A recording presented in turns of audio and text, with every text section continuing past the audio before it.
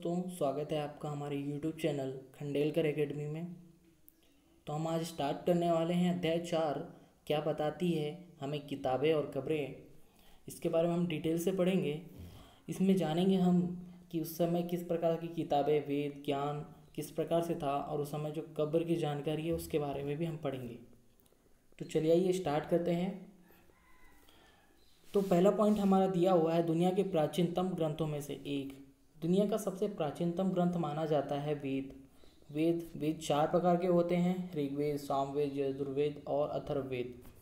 इन वेदों के बारे में जानकारी है कि यह वेद ये ऋचाओं से मिलकर बना होता है, यानी ऋचाओं का क्रमबद्ध ज्ञान ही वेद कहलाता है। ठीक है, इसके बारे में आपको पता रहना चाहिए। तो ऋग्वेद के बारे में कुछ जानकारी है। ऋग्वेद में समथिंग 10 मंडल हैं और 1028 सूक्त हैं। ठीक है, और ऋचाएँ टोटल 10,462 ऋचाएँ हैं। और इस वेद को जो पढ़ता है, यानी ऋग्वेद को जो पढ़ता है, उसे हम होत्र कहते हैं। तो 10 मंडलों के बारे में कुछ जानकारी है। हम 10 मंडलों को जान लेते हैं कि 10 मंडल कौन कौन से होते हैं। और 10 मंडल में हम देखेंगे कि किस प्रकार से 2 से लेकर 7 मंडल क्या हैं और 1 और 10 मंडल क्या हैं। प्रतियोगी परीक्षाओं को ध्यान में रखते हुए हम पढ़ाई करेंगे और हम इस चैप्टर को कंप्लीट भी करेंगे। तो एग्ज़ाम में ज़्यादातर क्वेश्चंस सिंपल ही क्वेश्चन आते हैं, ज़्यादा डीपली क्वेश्चन इसमें से नहीं आते हैं। तो हम परीक्षा को ध्यान में रखते ही क्वेश्चन पढ़ेंगे और जो जो इम्पोर्टेंट लगता है मैं आपको ज़रूर बताऊंगा। तो स्टार्ट करते हैं। हमारे 10 मंडलों के बारे में जान लेते हैं जो ऋग्वेद में दिए हुए हैं।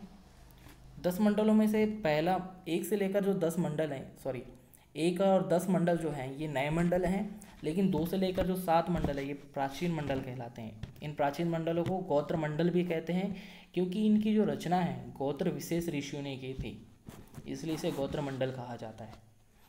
तो सेकंड मंडल की जो रचना है ग्रस्त मत भार्गव द्वारा की गई। फिर उसके बाद थर्ड जो मंडल है उसकी जो रचना है, तीसरे मंडल की रचना है वो विश्वामित्र द्वारा की गई, है ना। इसी मंडल में क्या हुआ आप जानते हैं, इसी मंडल में सावित्री को समर्पित गायत्री मंत्र भी है ना। और साथ ही साथ इसी मंडल में 3 मंत्रों की रचना भी की गई 3 राजाओं के द्वारा। वो 3 राजा कौन कौन से हैं? वो 3 राजा हैं अजमेर, पुरमेड़ और त्रास दस्यु। याद रखना है, अजमेर, पुरमेड़ और त्रास दस्यु। चौथे मंडल की जो रचना है वामदेव द्वारा की गई है। 5वें मंडल की रचना है अत्रि द्वारा की गई है। 6वें मंडल की रचना भारद्वाज द्वारा की गई है। 7वें मंडल की रचना वशिष्ठ द्वारा की गई है। जो ये रचना है 7वें मंडल की, ये शिक्षा को समर्पित रचना है, यानी शिक्षा से संबंधित रचना है। शिक्षा के बारे में इसमें बहुत सारी जानकारियाँ हैं। 8वें मंडल की जो रचना है वह कण्व अंगिरस द्वारा की गई है। 9वें मंडल की जो रचना है सोमदेव द्वारा की गई है। और जो सोमदेव है आप जानते हैं ये वनस्पति के देवता कहलाते हैं। ये 9वें मंडल की रचना सोमदेव को समर्पित रचना है। आगे हम पढ़ेंगे 10वें मंडल के बारे में, क्योंकि 10वां मंडल बहुत इंपॉर्टेंट है। 10वें मंडल में से क्वेश्चंस आते ही हैं, पिछले बार आए ही हैं क्वेश्चन। तो 10वें मंडल में हम देखेंगे इसमें चतुस्वर्ण के बारे में जानकारी, यानी उस समय जो समाज था चतुस्वर्ण यानी 4 भागों में डिवाइड था, उसके बारे में जानकारी है। तो इसमें पुरुष सूक्त के बारे में जानकारी दी गई है जो 4 वर्ण में डिवाइड था। एक था ब्राह्मण, क्षत्रिय, वैश्य और शूद्र। और साथ ही साथ पुरुष ब्रह्मा के बारे में जानकारी है। यह है मुख, भुजाओं, जंघाओं और चरणों आदि पुरुष जो ब्रह्मा है इसके बारे में जानकारी है। चलिए आइए आगे बढ़ते हैं। यहाँ पे जानकारी दी गई है, आप देख सकते हैं किस प्रकार से यहाँ जानकारी दी है। यहाँ पे सूक्त का मतलब अच्छी तरह से बोला गया होता है, और ये विभिन्न देवी देवताओं द्वारा रचा हुआ एक रचित रचना है। इसमें 3 देवता सबसे ज़्यादा महत्वपूर्ण है। पहले है अग्नि, इंद्र, सोमदेव। 3 देव बहुत ज़्यादा इंपॉर्टेंट है। अग्नि आप अच्छे से जानते हैं आग के देवता, इंद्र युद्ध के देवता, और सोम एक पौधा है ना, जिसे खास प्रकार का पेय बनाया जाता है, नशीला पेय। वैदिक प्रार्थनाओं की रचना ऋषियों ने की थी। आचार्य विद्यार्थियों को इन अक्षरों, शब्दों, वाक्यों में बांटकर व सस्वर पाठ द्वारा कंठस्थ करवाते थे। प्रार्थनाओं की रचना महिलाओं ने भी की थी। ऋग्वेद की प्राक जो भाषा है, प्राक संस्कृत या वैदिक संस्कृत भाषा कहलाती है। चलिए आगे बढ़ते हैं। आगे हम देखेंगे संस्कृत भाषा और अन्य भाषाओं के बारे में। वैसे तो 2011 की जनगणना के अनुसार हिंदी ही भाषा सबसे ज़्यादा बोली जाती है भारत में, और संस्कृत भाषा, बहुत दुख की बात है कि संस्कृत भाषा सबसे कम बोली जाती है अपने भारत देश में। तो आइए स्टार्ट करते हैं संस्कृत व अन्य भाषाओं को। संस्कृत भाषा भारोपी अर्थात भारत और यूरोपीय भाषा परिवार का हिस्सा है। भारत की कई भाषाएं जैसे असमिया, गुजराती, हिंदी, कश्मीरी, सिंधी, एशियाई भाषाएं जैसे फारसी, यूरोप की प्रमुख भाषाएं जो बहुत सी भाषाएं हैं ना, जैसे अंग्रेजी, फ्रांसीसी, जर्मन, यूनानी, इतालवी, स्पेनिश आदि इसी परिवार से जुड़ी हुई है। उन्हें एक भाषा परिवार इसलिए कहा जाता है क्योंकि आरंभ में उसमें कई ऐसे शब्द थे जो एक जैसे थे, जैसे कि मात्र संस्कृत भाषा में मात्र कहा जाता है, हिंदी में माँ कहा जाता है और अंग्रेजी में मदर कहा जाता है। ठीक है। उपमहाद्वीप में दूसरी भाषा परिवारों का भी भाषाएं बोली जाती है, जैसे कि पूर्वोत्तर प्रदेशों में तिब्बत बर्मा परिवार की भाषाएं बोली जाती है। हम देखेंगे कि इसमें से क्वेश्चन आ सकता है कि विभिन्न क्षेत्रों की भाषाएं कौन कौन सी है ना, जैसे पूर्वोत्तर प्रदेशों में कौन सी भाषा, जैसे तिब्बत वर्मा परिवार की भाषाएं बोली जाती है। तमिल, तेलुगु, कन्नड़ और मलयालम द्रविड़ भाषा परिवार की भाषाएं हैं, जबकि झारखंड और मध्य भारत के कई हिस्सों में बोले जाने वाली भाषाएं ऑस्ट्रो एशियाटिक परिवार से जुड़ी हुई है। इसमें से क्वेश्चन आ सकता है, आप इन्हें याद रखेंगे। चलिए आइए आगे बढ़ते हैं। तो हम देखेंगे कि ऋग्वेद जो भाषा है, इसका जो ऋग्वेद है ना, इसका उच्चारण किया जाता था, इसे सुना जाता था, लेकिन इसे पढ़ा नहीं जाता था, है ना। कई सदियां बीत गई इसको रचना करने में, और इसे पहली बार में लिखा गया। लगभग 200 साल पहले इसकी रचना हुई। इतिहासकार ऋग्वेद का अध्ययन कैसे करते हैं? ठीक है। ऋग्वेद की जो रचना है विश्वामित्र द्वारा की गई, विश्वामित्र जो ऋषि थे उनके द्वारा की गई, तथा ये जो रचना है देवियों की दो पूजित नदी है ना, जो देवी व्यास नदी और सतलुज नदी है ना, इनके बीच के संवाद के बारे में यह कुछ जानकारियाँ देता है, सूक्त के बारे में बताता है, अच्छी जानकारियाँ देता है। ठीक है। चलिए आगे बढ़ते हैं। आगे हम देखेंगे ये जो देख रहे हैं आप, ये पन्ना जो देख रहे हैं है ना, ये लिपियाँ जो देख रहे हैं, ये ऋग्वेद की पांडुलिपि है। आगे हम देखेंगे मवेशी, घोड़े और रथ के बारे में। यहाँ पे ये पॉइंट है, ये पॉइंट बस सिंपल भाषाओं में, सामान्य भाषाओं में है, सामान्य बातें हैं जो उस समय की जानकारी हैं कि उस समय के जो लोग है ना, मवेशियों, बच्चों यानी बच्चों में खासकर पुत्र है ना, और घोड़ों की प्राप्ति के लिए अनेक प्रकार की प्रार्थनाएं करते थे। घोड़ों को लड़ाई में रथ खींचने के काम में लाया जाता था, ताकि वहाँ से वो मवेशियों को जीत कर ले जाया जा सकें, ज़मीन को जीत लें। साथ ही साथ ज़मीन को जीतने का उनका उद्देश्य यह था कि वह चारागाह है ना प्राप्त हो सके और जल्दी से जल्दी उनकी फसल तैयार हो सके, उपजाया जा सके उसे, है ना। पानी के लिए भी, पानी के स्रोतों के लिए भी लड़ाइयाँ होती थी, तथा लोगों को बंदी बनाने के लिए भी लड़ाइयाँ होती थी। और युद्ध में कोई धन जीतता था तो उन धन को सरदारों में बांट लिया जाता था, या कुछ हिस्सा पुरोहितों को दे दिया जाता था, और जो हिस्सा बच जाता था उसको आम लोगों में बांट दिया जाता था, है ना। और जो बच गया थोड़ा बहुत जो था वो यज्ञ करने में प्रयुक्त होता था। यज्ञ की आग में आहुति होती थी। ये आहुतियाँ देवी देवताओं को दी जाती थी, है ना, जैसे घी, अनाज और कभी कभी जानवरों को भी आहुति के रूप में दिया जाता था। अधिकांश पुरुष ही युद्ध में भाग लेते थे। कोई स्थायी सेना नहीं होती थी, लेकिन लोग है ना, लोग सभाओं में मिलते जुलते थे और युद्ध व शांति के विषय में सलाह मशवरा करते थे। यहाँ ये ऐसे लोगों का अपना सरदार चुनते थे जो बहादुर हो और युद्ध कौशल हो, यानी युद्ध में बहुत ज़्यादा कुशल योद्धा हो। आगे पढ़ते हैं हम। आगे हम देखेंगे लोगों की विशेषताएं बताने वाले शब्द, यानी कि जो लोग हैं उनकी विशेषता। हम सब जानते हैं कि लोगों का वर्गीकरण काम, भाषा, परिवार या समुदाय या निवास स्थान या सांस्कृतिक परंपरा के आधार पर किया जाता रहा है। ऋग्वेद में लोगों की विशेषता बताने वाले कुछ शब्द जैसे कि दो समूह में हम देखेंगे, है ना। एक था पुरोहित, जिन्हें ब्राह्मण कहा जाता था। ये तरह तरह के यज्ञ किया करते थे, अनुष्ठान किया करते थे। और दूसरे थे राजा। ये वे राजा हैं जो ना कि राजधानियों में रहा करते थे, ना ही महलों में, ना इनके पास सेना थी और ना ही ये कर वसूलते थे, और ना ही इनकी मृत्यु के बाद इनका बेटा शासक बनता था। ठीक है, आगे हम देखेंगे जनता या पूरे समुदाय के लिए दो शब्द का प्रयोग इस्तेमाल होता था। एक था जन, है ना, ये प्रयोग हिंदी व अन्य भाषाओं में भी आज भी होता है। दूसरा था विष, वैश्य शब्द से निकला हुआ विष है। ठीक है, इसके बारे में हम आगे अध्याय में पढ़ेंगे, अध्याय 5 में पढ़ेंगे अगले चैप्टर में। ठीक है, ऋग्वेद में विष और जन शब्दों का उल्लेख बहुत बार मिलता है, इसलिए पुरुष, पुरु जन या विष, भरत जन या विष, यदुजन या विष जैसे कई शब्दों का कई भाषाओं का उल्लेख मिलता है। तुम्हें इनमें से कोई नाम जाना पहचाना लगता है? अब देखते हैं कौन सा जाना पहचाना लगता है आप लोगों को। जिन लोगों ने इन प्रार्थनाओं की रचना की वे कभी कभी खुद को आर्य कहते थे। आर्य के बारे में हमने पहले पिछले अध्यायों में भी पढ़ा है कि आर्य कौन थे, कहाँ से आए थे और हमारे भारत के किस हिस्से में आकर बस गए और किस प्रकार उन्होंने वैदिक जो हमारी सभ्यता चली, या कहें तो हमारा जो वैदिक काल चला, उसके बारे में जानकारी है। ठीक है, तो हम देखेंगे कि तथा अपने विरोधियों को दास या दस्यु, आप देख सकते हैं दस्यु कहते थे, है ना। आर्य लोग अपने विरोधियों को दास या दस्यु कहते थे। दस्यु वे लोग होते थे जो यज्ञ नहीं करते थे, शायद दूसरी भाषा भी बोलते थे, है ना। बाद के समय में दास स्त्री दासी होने लगी, इसका शब्द मतलब हो गया गुलाम। दास वे स्त्री और पुरुष होते थे जिन्हें युद्ध में बंदी बनाया जाता था या उनसे मालिक उनकी जायदाद या उनके मालिक की जायदाद माना जाता था। जो भी काम मालिक चाहते थे वो सब करना पड़ता था दास को।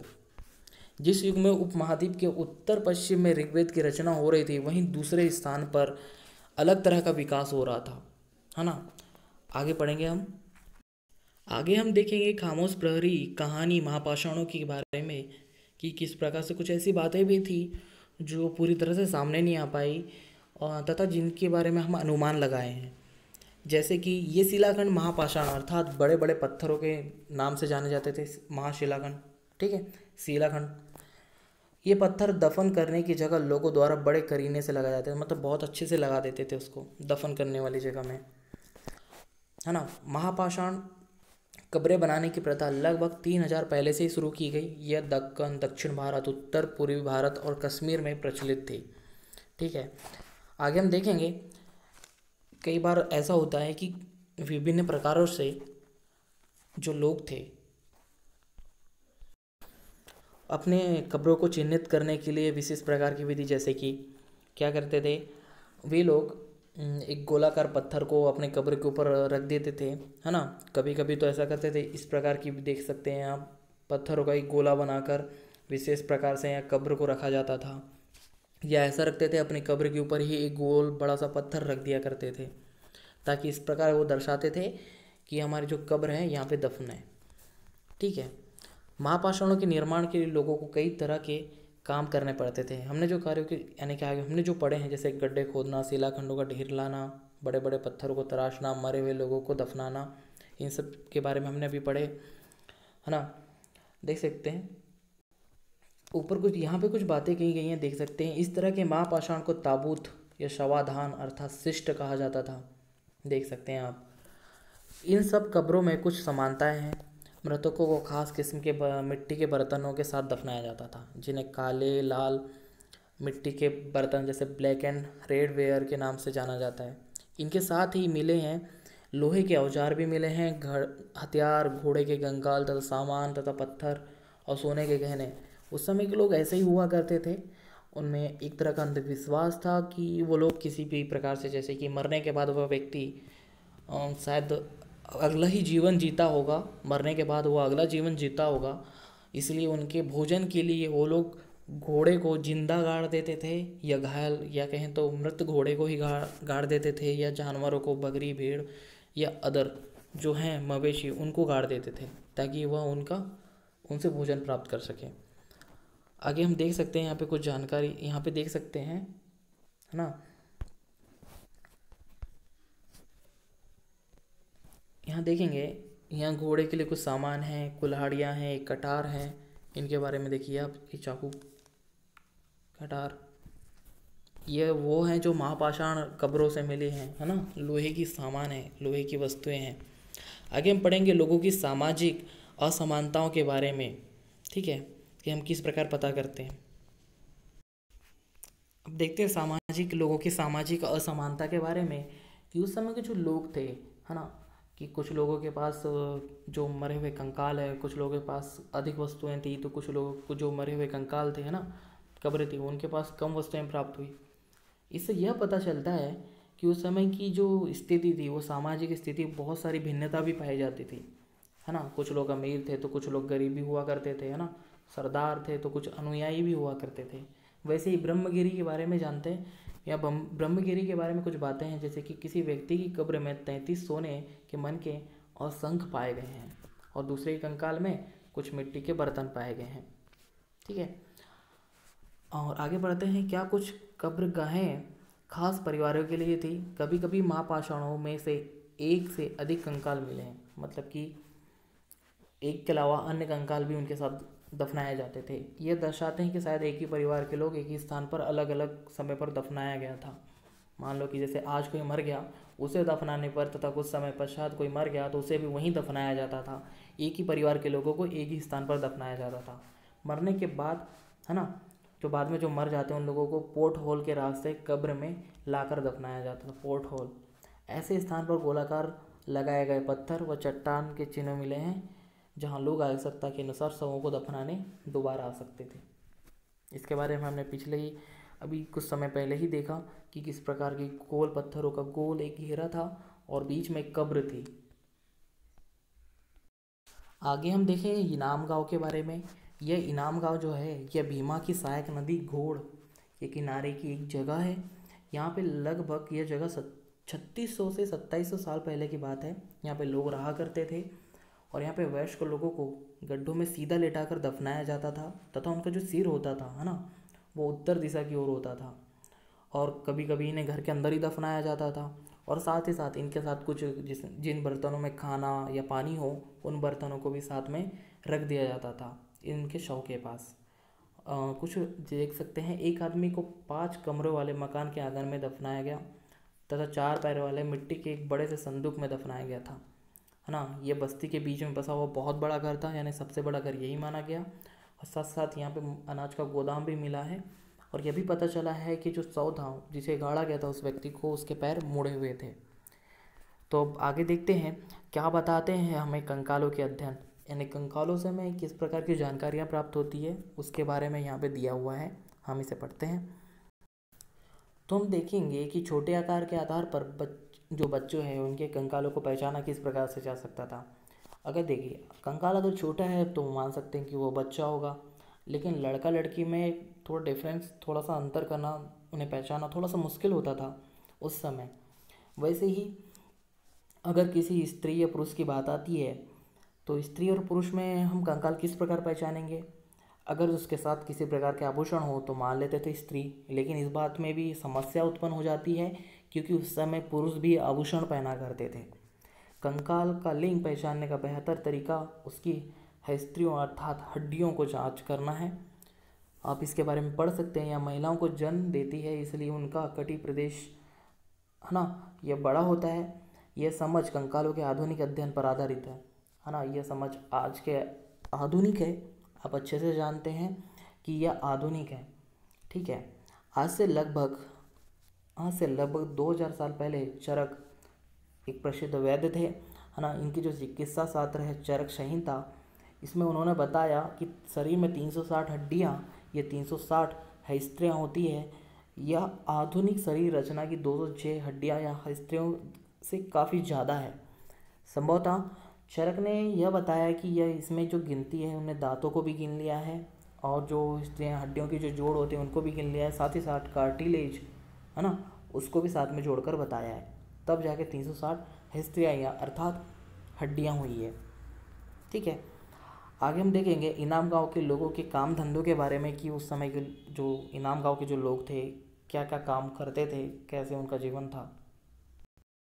हम देखेंगे कि जो इनाम गांव के जो लोग थे, है ना, उन्हें वो लोग गेहूँ, चावल, जौ, दाल, बाजरा, मटर आदि इन सब चीज़ों का भी उपयोग करते थे, इनका भी फसल उगाते थे, क्योंकि पुरातत्वविदों को यहाँ से ये इन सब चीज़ों के बीज प्राप्त हुए हैं, इन वस्तुओं के, इन फसलों के बीज प्राप्त हुए हैं। कई जानवरों की हड्डियाँ भी प्राप्त हुई है, कई हड्डियों पर काटने के या कटने के निशान भी हैं। इससे यह पता लगता है कि लोग इन्हें खाते भी होंगे। गाय, बैल, भैंस, बकरी, भेड़, कुत्ता, घोड़ा, गधा, सूअर, सांभर, चितकबरा, हिरण, कृष्ण मृग, करहा, नेवला, चिड़िया, घड़ियाल, कछुआ, केकड़ा और मछलियों की भी हड्डियाँ यहाँ पे पाई गई है। ऐसे साक्ष्य मिलते हैं कि बेर, आंवला, जामुन, खजूर और कई तरह की रस भरे फल हैं, उनका भी यह सेवन करते थे। तो आगे हम अंतिम में आएंगे और अन्यत्र के बारे में जानेंगे कि अन्यत्र होता क्या है। जब हमारे देश में या जब हम इन सभ्यताओं के बारे में जानकारियाँ प्राप्त कर रहे थे, हम कब्रों के बारे में जानकारियाँ प्राप्त कर रहे थे, तो अन्य किसी देश में क्या हो रहा था, इसी समय की बात है। तो एटलस में चीन के बारे में जानकारी है। तो लगभग 3500 साल पहले यहाँ लेखन कला का एक उदाहरण प्राप्त हुआ, बहुत पुराना उदाहरण है, देख सकते हैं पांडुलिपि। आपको अच्छे से पता है कि पांडुलिपि भूर्ज नामक एक पेड़ होता है, उसकी छाल से प्राप्त करते हैं, है ना, उसका एक भोजपत्र तैयार करते हैं और उस पर पांडुलिपियाँ लिखी जाती है। हमने इसके पहले के अध्याय में पढ़ चुके हैं। यह जानवर की हड्डियों पर लिखा गया था, देख सकते हैं यहाँ पर। ये पांडुलिपि नहीं, ये जानवर की हड्डियों पर लिखा गया एक प्रकार की लिपि है, एक प्रकार की लिपि है। ये भविष्य बताती है, लोगों की मान्यता है कि यह भविष्य बताती है। राजा लोग लिपिकारों इन हड्डियों का पर सवाल लिखते थे और पूछते थे कि ये युद्ध हम जीत पाएंगे, हमें अच्छी फसल प्राप्त होगी, क्या उन्हें पुत्र होगा, इसके बारे में वो पूछते थे। फिर इन हड्डियों को आग में डाल दिया जाता था, जहाँ इन्हें गर्मी से चटक कर दरारें पड़ जाती थी। भविष्यवक्ता इन दरारों को बड़े ध्यान से देखकर भविष्यवाणी करते थे और भविष्यवाणी करने की कोशिश भी करते थे। शायद यह भविष्यवाणी कभी कभी गलत भी हो जाया करती थी। ठीक है, ये राजा महलों में महल बनाकर रहते थे। उन्होंने बेशुमार दौलत इकट्ठा कर रखी थी और जिसमें बड़े बड़े नक्काशी किए हुए कांसे के बर्तन भी शामिल थे, लेकिन वे लोहे का इस्तेमाल करना नहीं जानते थे। ठीक है, तो आज का आपको यह चैप्टर कैसा लगा आप हमें बताइएगा, कमेंट में ज़रूर बताइए। धन्यवाद।